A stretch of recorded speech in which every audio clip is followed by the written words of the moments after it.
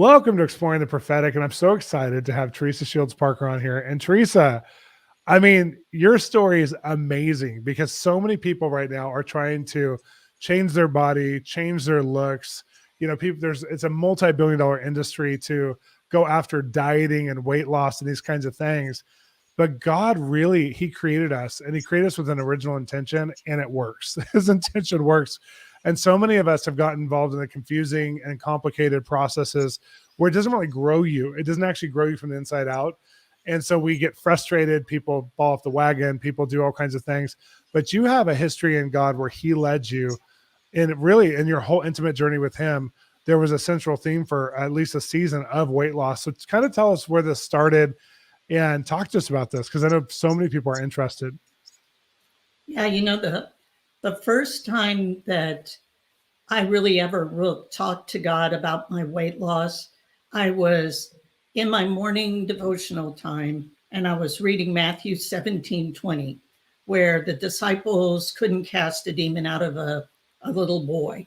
And they come to Jesus and they say, we couldn't cast the demon out, and He cast the demon out. And then they're like, why couldn't we do it? And He said, if you have faith, the grain of a mustard seed, you could say to this mountain, move, and it wouldn't move. Nothing will be impossible for you.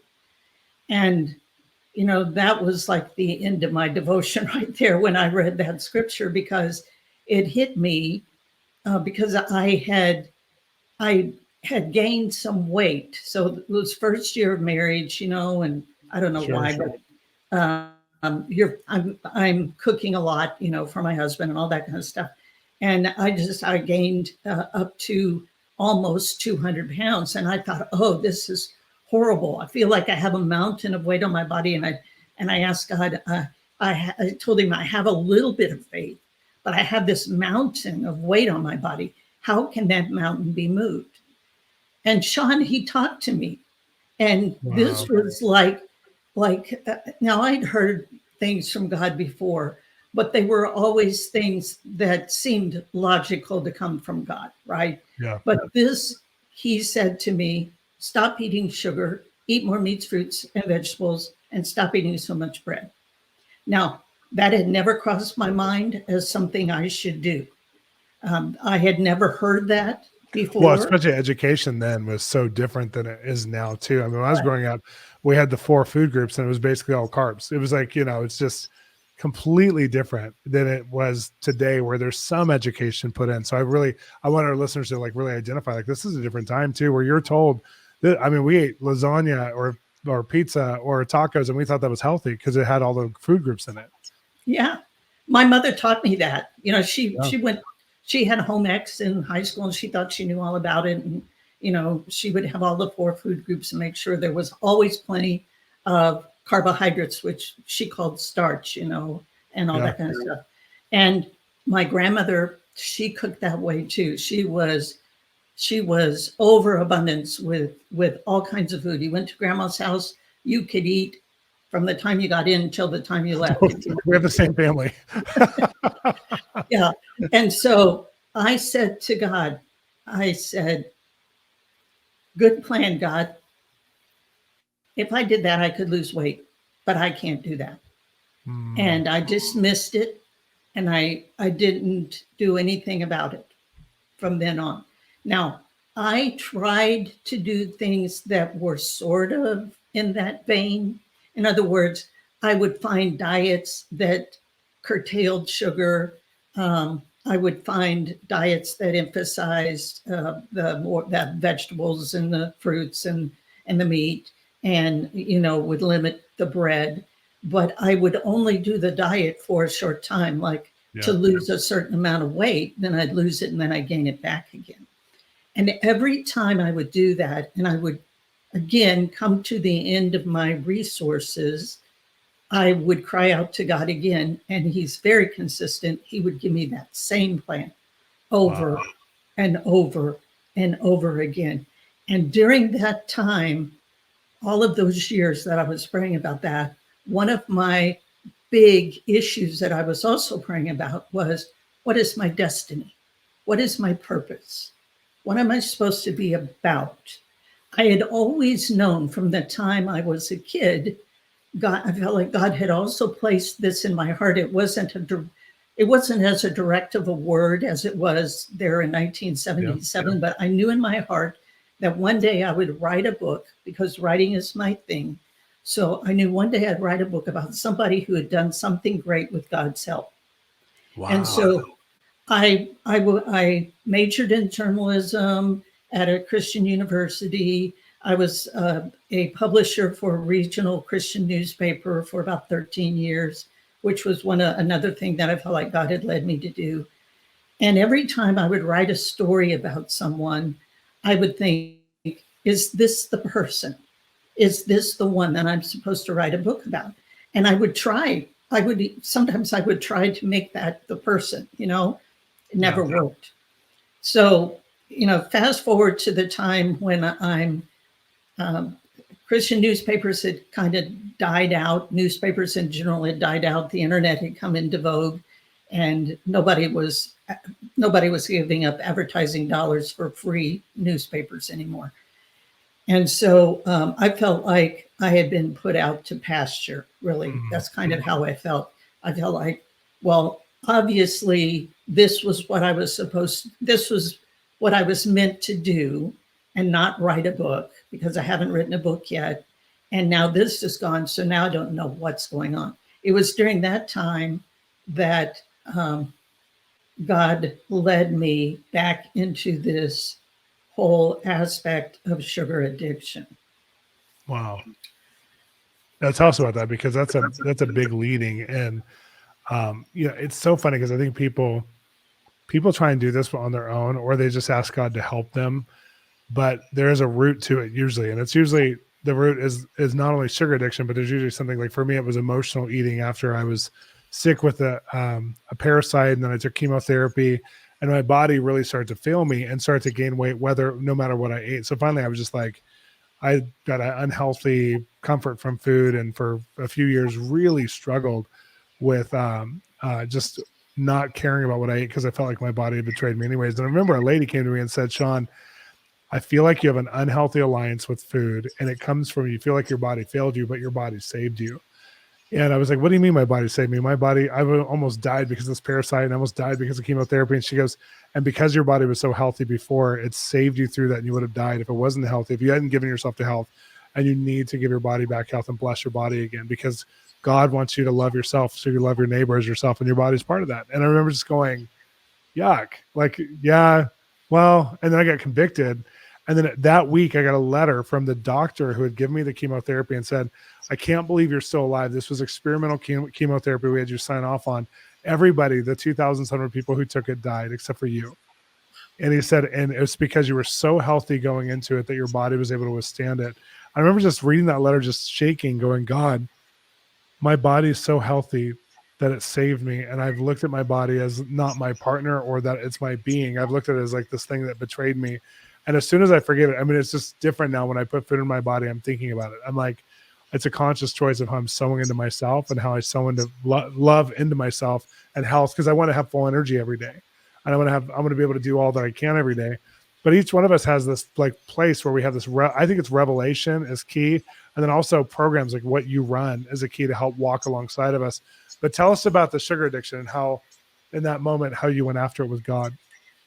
Yeah, well, I was at a meeting that a man that I call my mentor was leading, and he was telling his story of being about a 20-year sober alcoholic. Now, I had gone to the meeting to kind of support him, right? Okay. It's not my problem. Alcohol's not my problem. Yeah. But he wanted to start a group with people that had harmful life patterns. And down deep inside, I knew that was me, right? Wow. And so I went to the meeting, and in the meeting, he's telling his story. And Shawn, right smack dab in the middle of the meeting, he says, alcohol is one molecule away from sugar. Alcohol is liquid sugar. And Wow. that was it. That was it. Wow. That was, I call it my come to Jesus moment. And even though I've been saved since I was 7, there was something about that moment that was life-changing in every way, because in that moment, it's like everything flashed through my mind. I saw all the times that I'd gone on a diet and lost weight when I wasn't eating sugar, and then started eating sugar and gained weight back plus more. I saw how sugar really pretty much controlled me. I allowed it to control me. I saw how I felt like I needed it to survive. It had become a stronghold. So the sugar itself is not a stronghold, because I don't believe substances can be strongholds. I believe stronghold is the argument you set up against God, and the desire for sugar was my stronghold. That was the thing that I felt like I could not live without sugar. I felt like it managed my emotions. You know, if I felt sad or overwhelmed or anxious, or I need comfort or whatever I needed, I could just eat sugar and it would help me. And I really felt like if I didn't eat sugar, I would die. I just would die. Wow. So before this, it wasn't black and white, but in that moment, all of a sudden it became like a black and white. The argument was gone. You knew this was killing you. You knew this was an addiction. I think what a powerful aha moment. Yeah. And that's a great. So what happened? Like when you have this moment, like how does life change? Well, it didn't happen right then, but as I'm going home, I'm still processing all of this. And I drove home a different way, pulled off to the side of the road on Country Road. I don't even remember where I was.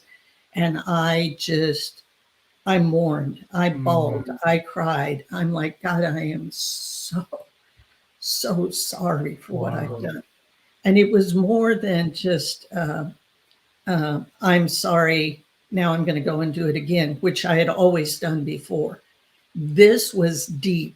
This was, look, see, in the past, I really thought God was being mean to me. I really thought if he could just fix me and make me not want the sugar, right? So why do I have to stop when everybody else can eat it and not gain weight? So God, you made me this way, you fixed me. And in that moment, I saw this was my problem. I owned my problem. I had accepted I had a problem before. You know, you don't weigh 430 pounds and not know you have a problem somewhere. So I knew I had a problem, but this time I saw this is my problem. It's not going to be fixed by a simple diet. I can't stop eating sugar by a diet, because I've tried that time and time and time again. It's not worked. I have no clue how to do this, God. And that's where I was at. I'm like, I don't know how to do this. I don't know how it's going to happen, but I know that I'm laying sugar down at your feet. And in that moment, I saw that sugar had become my God. Wow. Sugar was more important than God to me. I chose sugar in 1977. I did a lot of good things for God in the meantime, but I chose sugar. And God kept calling me back. That's why the name of my first book is Sweet Grace, How I Lost 250 Pounds, because his grace kept calling me back again. He never gave up on me, Shawn. Never. He just kept, he's like, okay, we're going to try it this way. We're going to see if you'll hear it from this source, if you'll hear it here. And that was the source, and that was the moment that changed me. And so then I started, he did form a group with those of us who needed to lose weight. And then he taught me how to change my habits. And that was the really big thing that really helped me. And it wasn't like, okay, now you got to stop sugar and never eat it again. It was a habit change, a gradual, I call it stop start. And it's a gradual thing. You stop a bad habit, start a good habit. So like in the, I'm kind of still caught up in how good God is in your story, in the sense of that, because many people are listening can understand an addiction or something that, especially a food addiction, but any kind of addiction, but like to hear the kindness of God where and especially when you came out of that victim mentality, I think I would call it, where it's like, my body just does this. This is just what, that thing where it's like, you weren't owning it as your problem, and God it's this kindness that brought you into saying, like, no, this is your problem. Like, this is, and I can totally relate to that. And I know other people can too, but I love how his voice led you. It wasn't just, formulas didn't work. And so you had to rely on a relationship with God. And I think there's a lot of people who are confused about this and don't realize that God's that practical and that he'll lead you. He didn't care what I looked like, Shawn. He did not care that my body looked different. He didn't care about that. What he cared about was my health.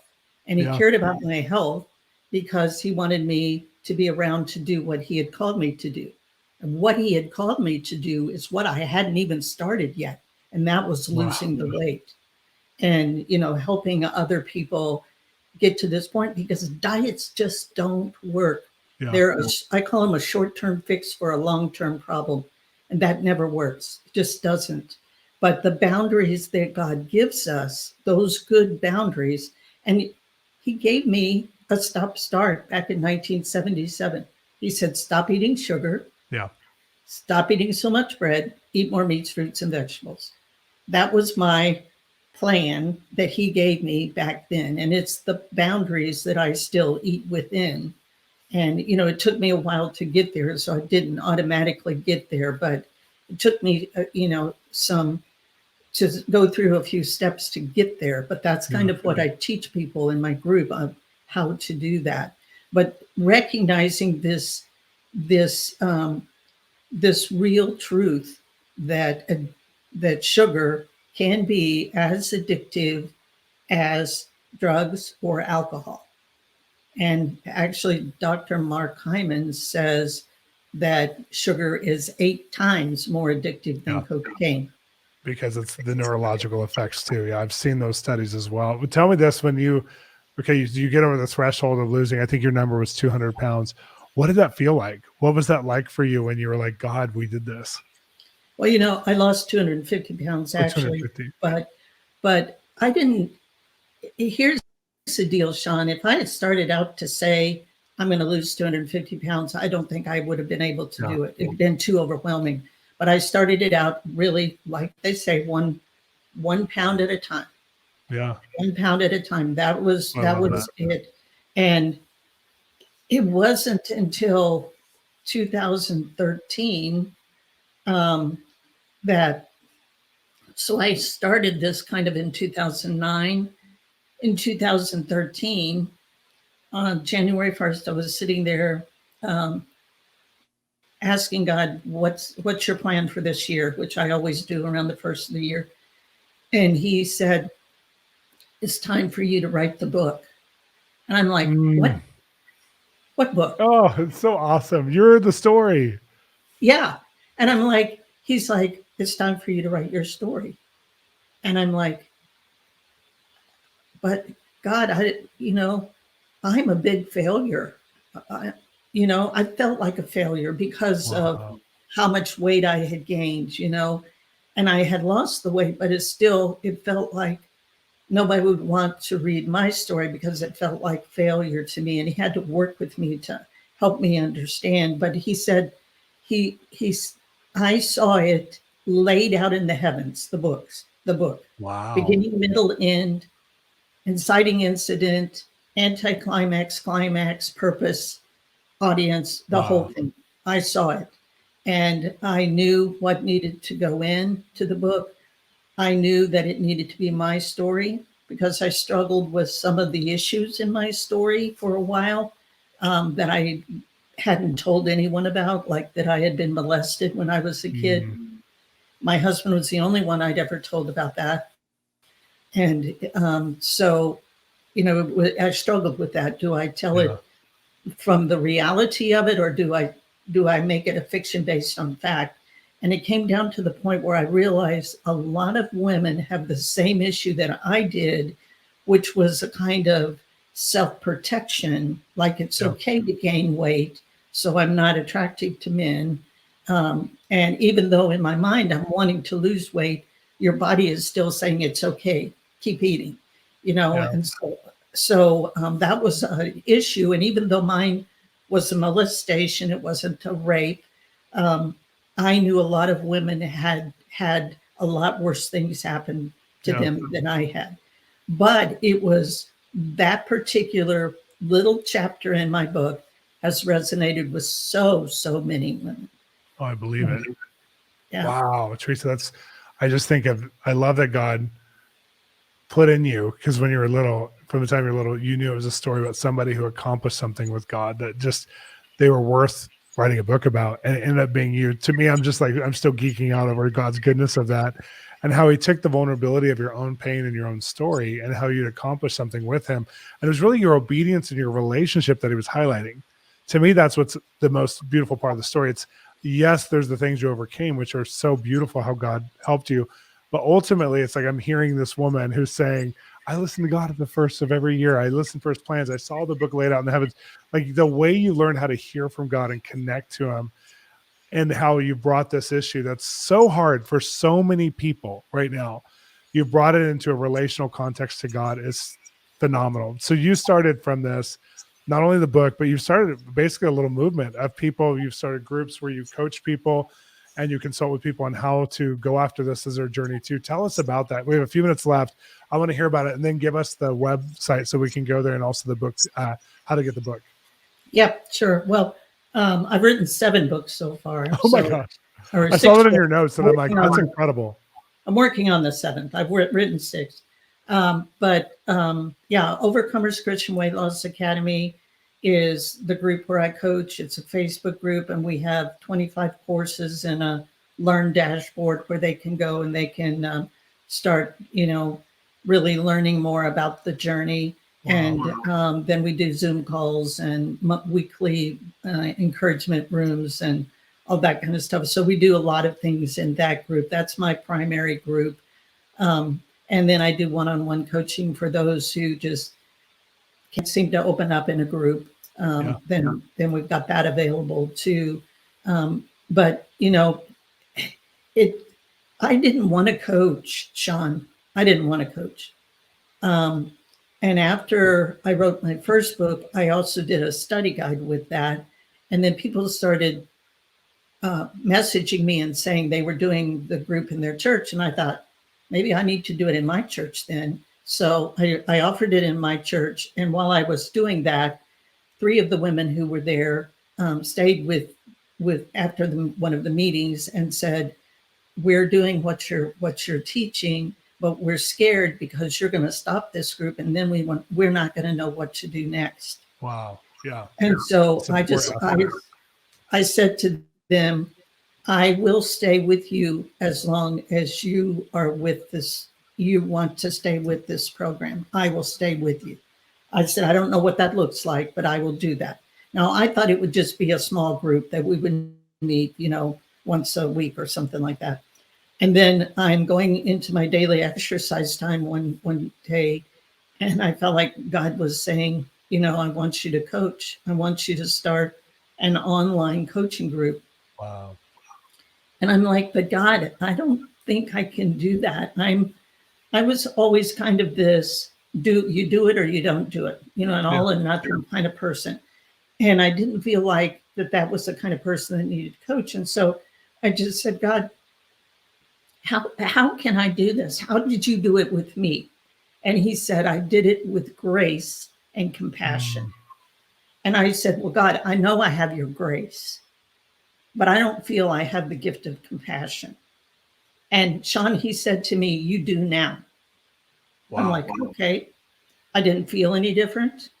And I walked into the pool, and in there were all of these people who were large and overweight. And I'd seen them every single day that I had been there, but my heart went out to them. And it was like, it was all I could do to hold myself back from not running up to them and hugging them and say, I know I can help you with your problem. Wow. And I knew that that's not what God wanted. And so from there, he led me on how to do that. And so anyway, but Sweet Grace is my first book. Sweet Change, second book's Sweet Freedom. Sweet Hunger, Sweet Journey to Transformation. My last book that I just released in 2020 is Sweet Surrender, Breaking Strongholds. And then the one that I'm working on right now is Sweet Decision, Why and How I Gave Up Sugar. So. Oh my gosh, this is so profound. I absolutely loved our time today. And I just want to encourage everybody who's listening, be a part of something that can help support you in it. I think that's one of the keys is you had this relationship with God where he was supporting you, but then he asked you to give from that place. I love the story of the women who are like, we're afraid when this stops, because there's a time of hand holding together where we need each other. The body needs a body. And I love that you provide that through Facebook and through your website and through your books. I want to encourage everybody to get these books and join this Facebook group and become a part of this community who needs it, because this is a season. I think if you can get a vision for yourself, it's not the vision that the world tries to get you to give, which Teresa even mentioned, which is the most beautiful version of yourself. We're not talking about that. We're talking about what do you need in your health and your body and your strength to fulfill everything God's called you to, whether it's for your family, whether it's for things like some of you have callings to go to the nations or to write a book or to do a certain career, and you need your full energy, you need your full health. And that's the vision you want to put in front of you, is the price he paid on the cross is for everything you would need to give him his full reward. And your body's part of that. And he wants to give you a revelation of that today. And he wants to give you help. And so, Teresa, I'm so glad you were on today. Thank you so much for sharing this profound story and just the help and the resource that you are and that you have to be able to give to others. And we can't wait to see who connects from our Exploring the Prophetic crowd. But be in touch with us. We want to hear from you guys. Thanks for joining us today. Teresa, what's your website? It's teresashieldsparker.com. And I also have a free sugar addiction quiz there. And that's teresashieldsparker.com/sugar-quiz. It's under my free tab. And then it has resources for you about how to get rid of the sugar. So, oh my gosh, I'm going there myself because I think I've overcome my sugar addiction, but it doesn't hurt to take the quiz. So thank you so much, Teresa.